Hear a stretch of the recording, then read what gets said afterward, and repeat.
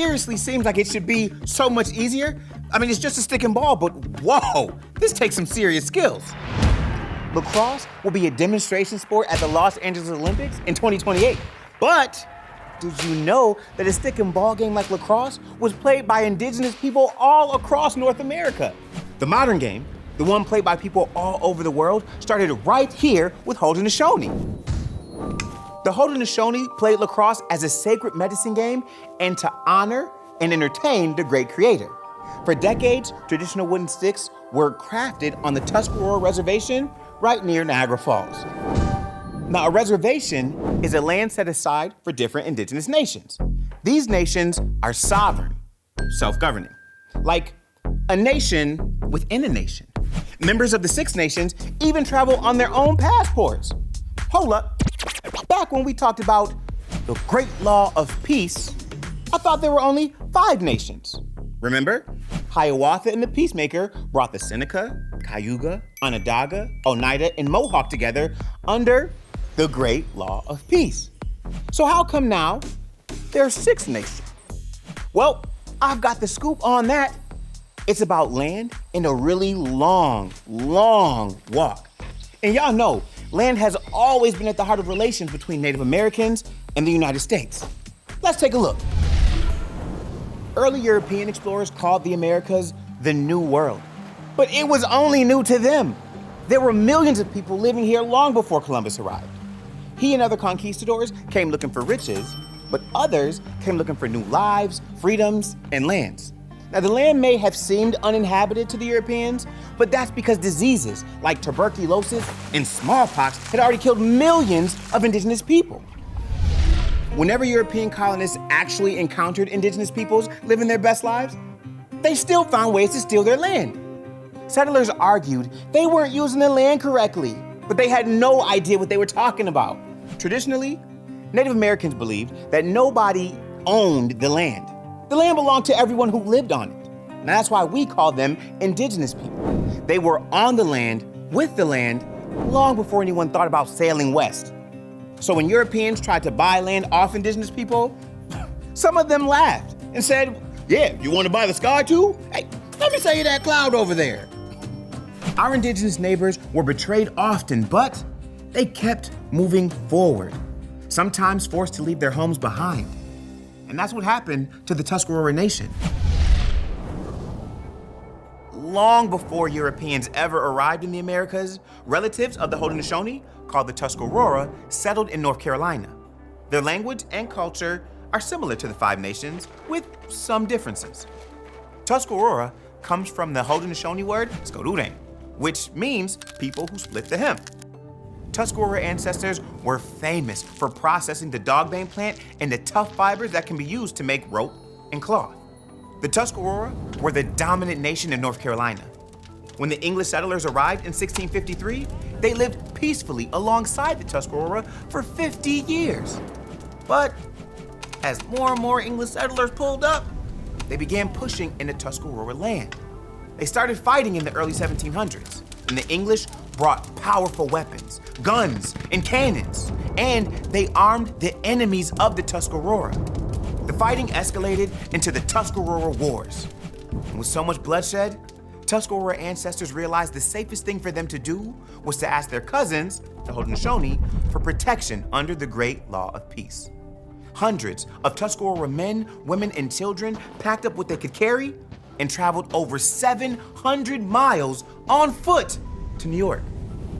The Tuscarora were embraced as the Sixth Nation, and the Tuscarora Take-N-Em belt was woven to make it official. Their union is still in effect today, and the Six Nations remained a force to be reckoned with, providing life-saving assistance to George Washington at Valley Forge, and protecting the town of Lewiston during the War of 1812. We need to understand that countless nations, like the Tuscarora, were displaced. As southern states were growing, they forced indigenous people from their lands.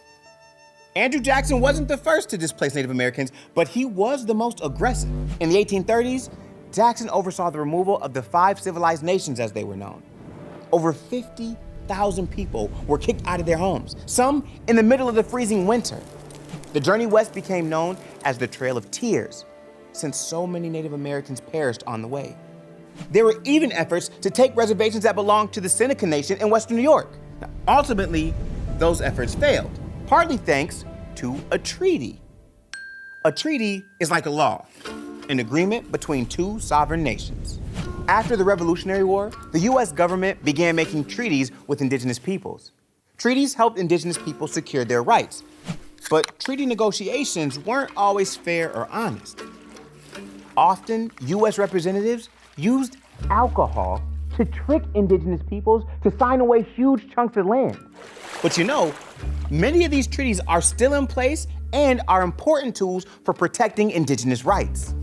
In November 1794, the US government and the Haudenosaunee signed a historic treaty at Canandaigua, New York, that recognized the Six Nations' rights to land in New York State. It was negotiated by George Washington's representatives and the Six Nations' own representatives. Sharp, intelligent, eloquent speakers like my man Red Jacket, who said, "The business of this treaty is to brighten the chain of friendship between us and the 15 Fires." Ooh.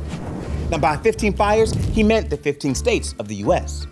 To seal the deal, the US gave the Haudenosaunee trade cloth as a sign of good faith, and the Haudenosaunee honored the treaty with the creation of the George Washington Wampum Belt.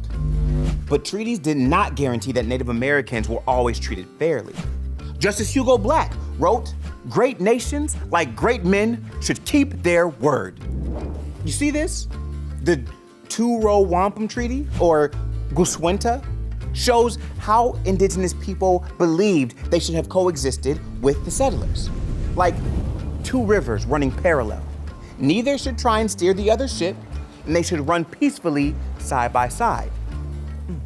Now, compare that to Captain Richard Henry Pratt, an American military officer who summed up the view of many Americans at the end of the 1800s when he said, "Kill the Indian in him, but save the man." Ouch. Many states opened boarding schools where they sought to erase indigenous culture from children in order to Americanize them. Many kids were taken against their will. Their names would get changed, hair cut short, and they were forced to speak English.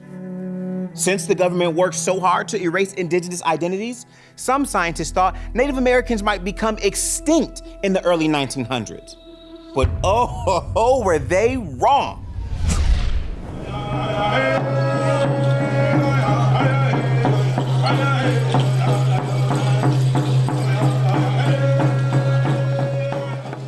Indigenous people continue to celebrate their traditions, their language, and culture.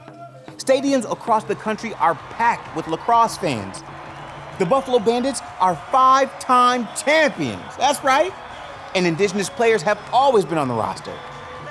Every season, they host a Native American Heritage Night to honor Indigenous players and the cultural importance of lacrosse. Look at all these people rocking out and celebrating the great creator's game. Let's go! It's incredible how Indigenous people persist in spite of everything they've been through. That doesn't mean that this story is over. Treaties are still binding, no matter how long ago they were signed. Yet, Indigenous people are constantly forced to fight for the government to keep their word or honor the treaties. Is that fair? Are you aware of whose lands you're living on and what treaties are in effect around you? Look into it. Indigenous people are our neighbors, our athletes, our artists, scholars, our brothers, our sisters, our family. Honoring the history and celebrating Indigenous culture is an act of love. Now remember, history surrounds you and includes you. So go ahead and make history. Maybe someday I'll be telling your story right here on Compact History.